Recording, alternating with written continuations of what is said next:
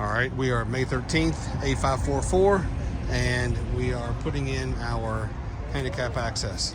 So if you remember a couple weeks ago, our client needed some assistance.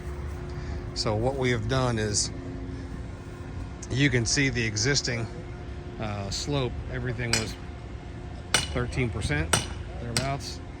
So we came in, we removed our slab. You can see the orange right there. That's where we will drill and dowel back in. We then actually are going to put a monolithic curb in.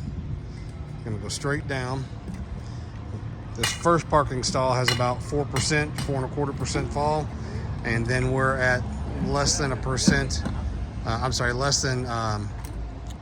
Less than 2% in the next stall, and then the ramp. And then you can see that we're putting the ramp in.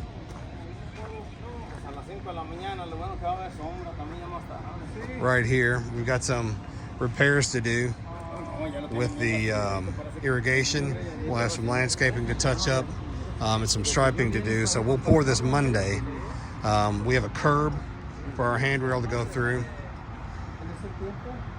And then we've got the ramp going up to the main sidewalk, which will take us into the building. And that's what we look like. We'll get you all a video out Monday and let you see what it looks like.